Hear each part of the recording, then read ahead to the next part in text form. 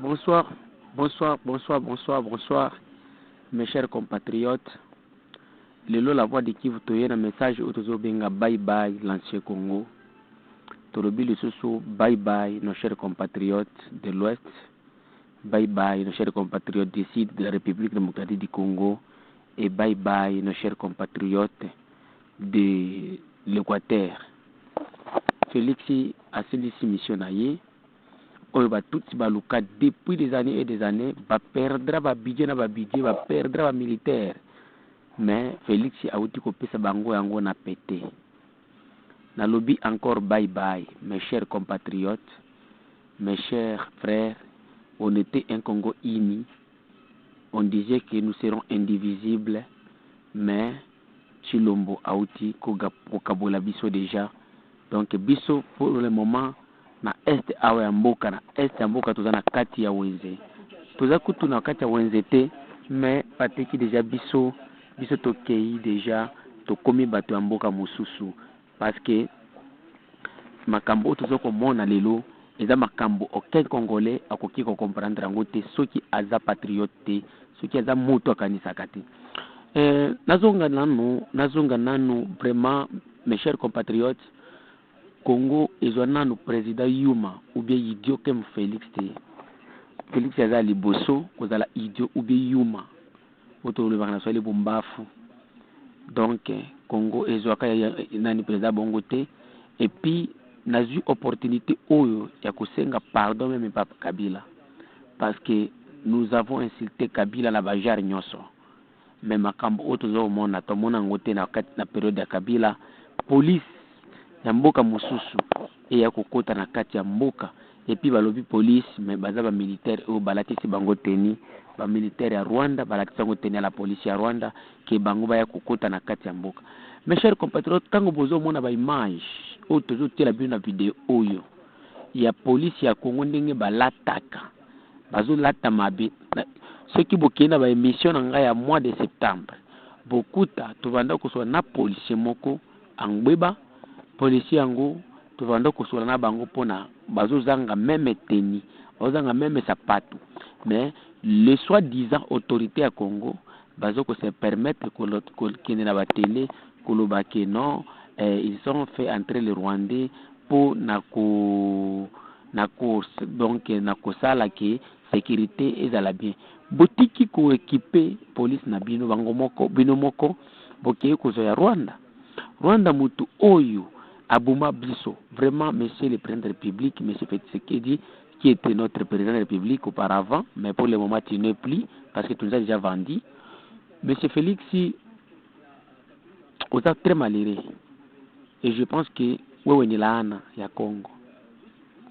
Vous êtes là, il y a Congo.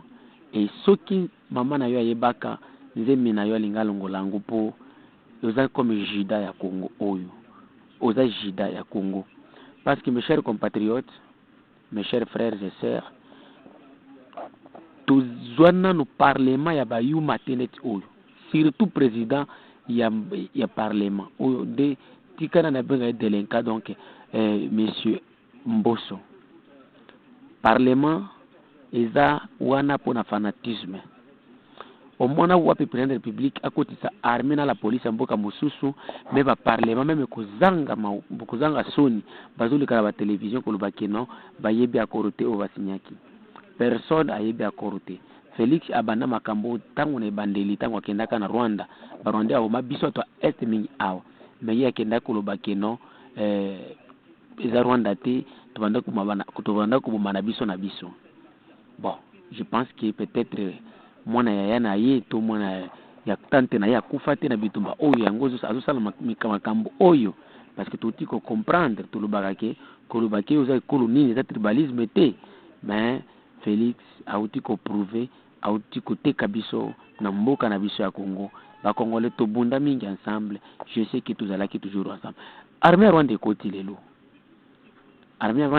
na kati ya Congo après avoir kokoti sa Uganda na kati ya Beni na Ituri lelo akotisi armée ya Rwanda na Goma alatisi bango teni ya la police. Et puis tango bakoti kaka bandi kuma bato na lobi tango bakoti kaka babandi koboma bato Congo oyo c'est malheur na ba député na biso. C'est malheur ya bande kunyoso ya Congo oyo bazoko mimona comme ils sont très intelligents en parlant le français tandis que ce sont des premiers idiots que nous avons. Mais j'ai salué l'initiative de la population déjà où Yakurubake va résister. Jamais, ne seront jamais colonisés par le Rwanda. Parce que Rwanda a côté la ennemi géré ya biso à est. Où ya sali la biso ba potanano et bikati. Donc ils ont yango ya sembe sembe. Donc la population l'idée au vous tout continuer toujours. Ba papa ba maman ya machette azwa ya nini azwa tokomi awa bateki biso déjà M. Félix ateki biso na maboko ya Banyarwanda. Tokende kolanda ndiko oyo totikosula na tikotindela biso message pour tout partager ngona la voix de Kivu azalaki sur place esika babande babomi motu na kati ya ville de Goma. Pourquoi oyo ya lelo le 17 décembre 2021. Vraiment Félix ole kwako. Alerte, alerte, alerte, alerte, peuple congolais. Tolinge tope sabino information moko ozo le kasiko yo na Nord Kivu. Précisément na Goma. Bande ko peuple congolais bongi to fungola miso makasi. Toyebi te soki accord nini oyo Monsieur Tshilombo asalaki na Museveni. Akotisi ba Ugandais na Beni na Ituri. Toyebi te politique ezaka kake bakoti pona kobeta ADF. Siko eloko yo estiko kamwisa peuple congolais ya Goma. Depuis lobby na 18h batutsi bazokota na ndenge ya GTA na Goma. Bakoti na système ya kolata teni la police ya Rwanda.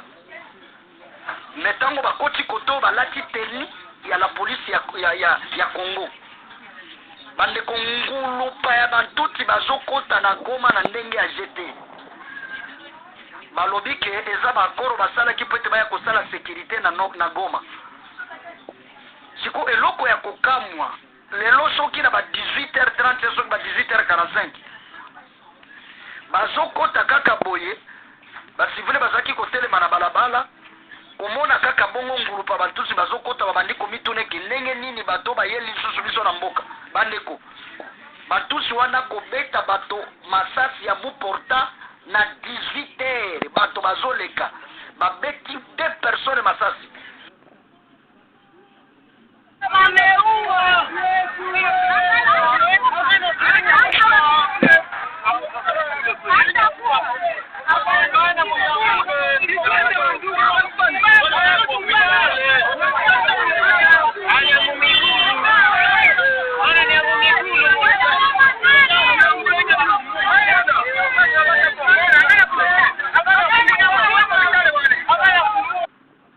Makufi sur place. Siko biso toyebi nanu te tozomituna. Est-ce que Monsieur Tshilombo masala ki accord na Kagame po ete batuso baya kosilisa bato na mboka ou bien bayaki nde kobatela soit-disant kobatela peuple congolais. Nayebi te siko kobatela nino baye po babatela bato.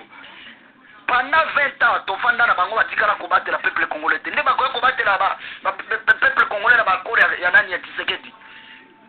Bino moko botala prevende yango wana. Babeti 2 personnes masasi na balabala. Siko bino moko attaque peuple congolais makambo uti koleka na Goma na 18h30 soki 18h45. Kokota kaka bato wana babandi kobeta bato abu porta baza ba miibite nde babeti bango masasi baza ba me armé te. Ba garçon bato bazeka kotelema na balabala bazotala bango bazokota babandi ko minimiser ko beke bato bakoteli susu biso na mboka babeti bango masasi. Monsieur Tshilombo eloko soluka pona mboko oyo namoni lokwa neti ekosukelo mabe parce que moto abanda makambo lelo azeso na bokonzi te nde ipolitika na mbe akotisa bato oyo me lelo azeso na bokonzi te siko eloko oyo bandi namoni ta moso ekosukelo mabe Monsieur Tshilombo lisiko ozali koyoka audio oyo yebeke bato kotisi bango na Goma déjà babomi peuple congolais mibale na 18h45 babeti bango abu porta devant bato baza ba miibite baza ba me armé te ba civile baanganya bato ba innocent peuple congolais tofungola miso. C'est comme si que ça ba accord ya kosede mboka na baboka batuti. Mais o ezama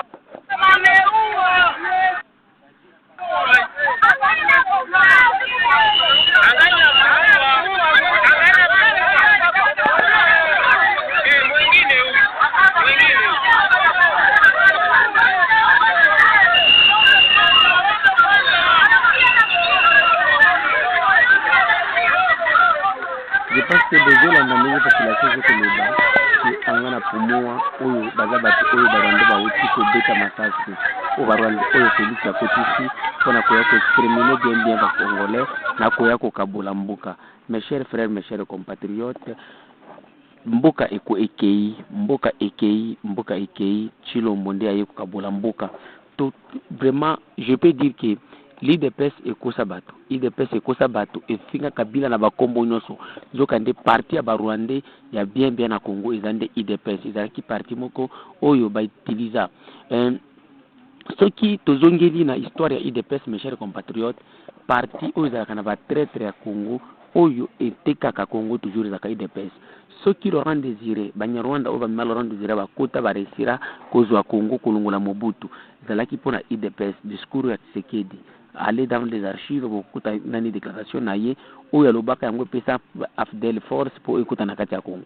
Ce qui to kenda na kati ya Sansiti on a Sansiti pour la reconnaître batutsi ezalaki de Tshisekedi basala alliance pour la sécurisation de dialogue ASD ce qui ASD ezalaki sur IDPS. Ce qui Kabila azwa donc Kabila azwa 2 ans ou bien 2 ans et demi oyo azwa de 2016 à 2018 et qui toujours IDPS. Sami Badibanga était de quel parti? IDPS jusqu'à présent il est de l'IDPS. Mais c'est Tibala, il est de l'IDPS. Et les autres qui ont été utilisés par Kabila anti-wa les gens. Donc IDPS, le loto commis la président, c'est quoi idiot na kati ya muto na Mboka na biso. Donc un président qui est dirigé par d'autres pays voisins, qui est dirigé par le Rwanda, un président qui est venu pour concrétiser la mission du Rwanda. Mais monsieur le président de la République, Félix Tshisekedi Tshilombo, matama munene na koki koyebisa yo boye. Oyebaki oyo eza Kivu et les Kivusiens n'accepteront jamais et ne baisseront jamais les bras devant tes bêtises au côté na poto aux Zimbongo et puis to bandi sensibilisation à la population qui to côté na kata bitumba entre biso na yo parce que osa rendez comme les autres, osa ennemis comme les autres. L'ami de mon ennemi c'est mon ennemi et l'ami de mon ami c'est mon ami. Vous êtes, nous déclarons à présent, vous êtes notre ennemi.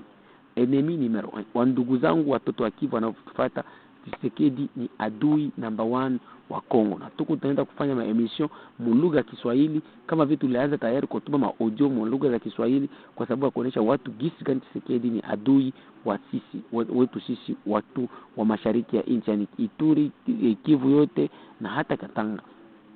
Sababu wanasema rafiki wa adui yangu ni adui yangu na adui wa rafiki yangu ni adui yangu. Ndo hivyo donc eza bongo bandeko Kongo na kusala mission oyo na lingala pona ko bino bye bandeko accord de l'Emera eko kami accord de l'Emera over to 400 km. Félix ne moto ayesi koyo ko concrétiser yango mais malheur à lui parce que nous les Congolais, nous les gens de l'Est, nous n'accepterons jamais. Et puis, comme nous venons de constater que non, nous avons un parlement de fainéants, un fainéant à la tête du parlement qui s'appelle M. Mbosso et Kabound. Donc, c'est honteux de voir les députés, ils passent aux médias pour dire que non, ils ne savent absolument rien à ce qui concerne les accords entre Tshisekedi et le Rwanda. Rwanda bakoti et puis ça armée mobimande koti. Au mona wapi ozonga ko équiper armée na yo OK ko zo armée mususu ba yembela biso na ba télévision chaque jour na RTNC au force nani soutenons le FARDC soutenons ceci to mona ngoto état de siège mais lelo est commis le sous Rwanda et puis on ne sait pas si toujours kende wapi ezalaki na makamba américain ezama kama américain te ko makamba ba Kenya ko makamba ba Kenya te ko makamba armée ya SADC SADC te lelo ba Rwanda na ba Uganda nde ba yoko kota donc bon mona kipe communauté internationale bobimbe kendaki na Uganda kwende ko sala réunion kuna pona kotala ko ba réussir bakutali na idiot na mbumbu moko boye na vraiment comprenez mes émotions. Bakutani na mutu munene mai ndeza na kati ya mutu ba jouer pour bakote na kati ya mboka siko pour bazwa vraiment mes chers compatriotes, excuse-moi, na moni na sukela awa to bandira biso sensibilisation mais Félix Tshisekedi mission oyo sali yo na ba beau frère na yo jamais beaucoup réussir biso te to kokende toujours na kati ya résistance to bandi sikoyo émission na biso ya Swahili pour na koyebisa population papa mama zwa telefone na yo soki uzwi message kama unapata message ya kuambiana kwa sababu ya huyu mjinga gisa anatuuzisha patia mwenzako na uambie kwamba tuko naingia kwenye vita vikali na huyu wa machafu munene ambaye tulikuwa nadhani kwamba ni rais na wala ambao walikuwa wanamsutenir. Leo tuko wapi? Nchi inaenda, mtu wenu anauzisha nchi. Asante sana. Ni La Voix du Kivu, La Voix des Sans Voix, toujours au service du peuple. Namba ya simu ni +43 85 88 08 330. Email adresse ni lavoixdukivu45@gmail.com. Merci.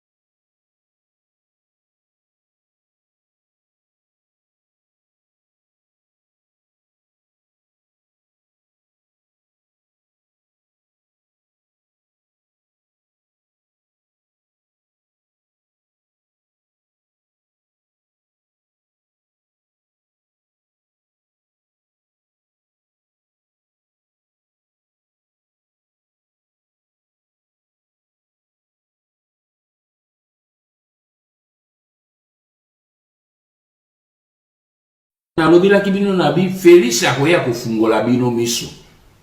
Nzambe asali ke mwana wana ya po miso nini ba kayo ezaki na miso mabino ekwea. Mission Félix azena ngo ezali misato. Mission na ya liboso ezali ko blanchir occupation. Mission na ya mibale ezali ko endormir le peuple congolais pour que mission ya misato a légaliser l'occupation et la balkanisation du Congo.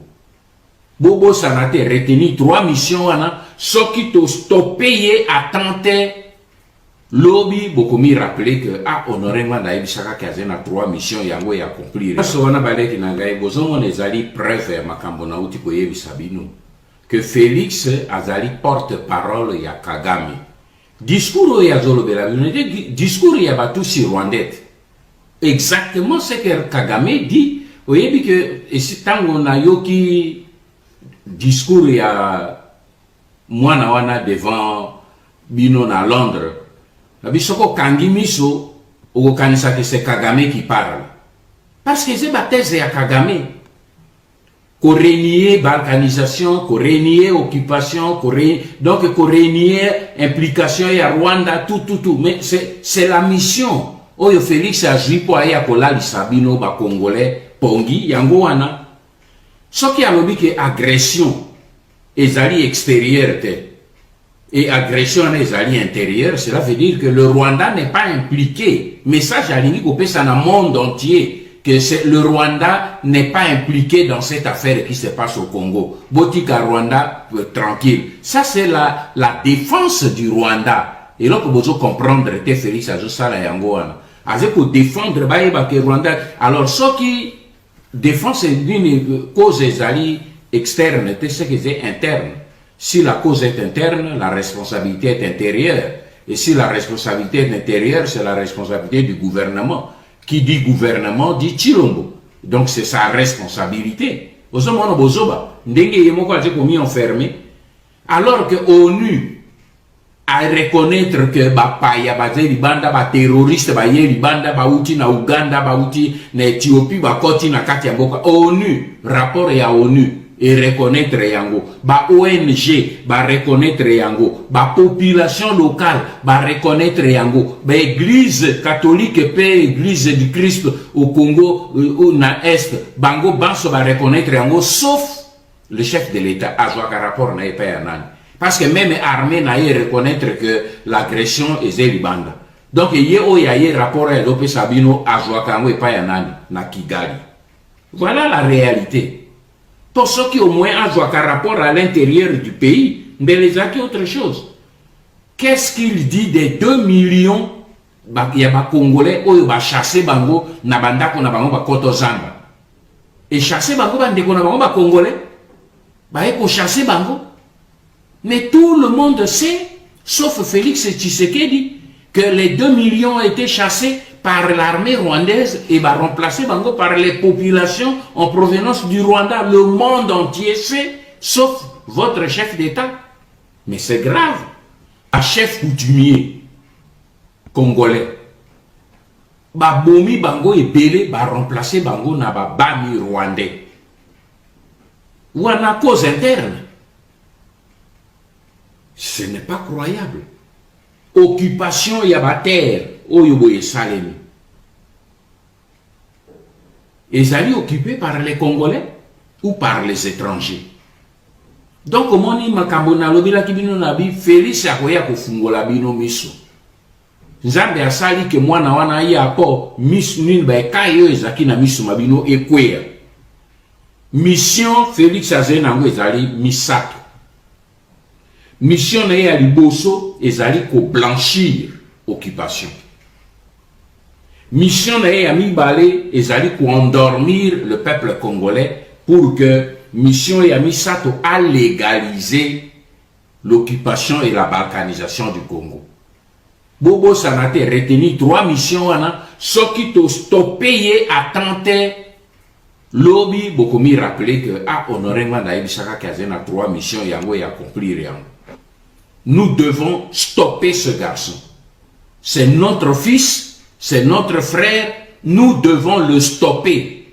Et c'est le colomoni moine ya yibi livré andako azo luka kende ko brader yango boko sauter likolo na ebo simbi ebo plaquer au sol. C'est ce que nous devons faire avec Félix. Nous devons le plaquer au sol. Pour que tu retires na maboko bato azo yaka ko aider. Maintenant, j'espère que ce langage là va disparaître. Pour bomoni que moto bino zo lukabo aider azena idée à côté ba aider était. Azena idée à aider banguna. Alors la seule solution biso to zenango to simbaye to plaquer au sol.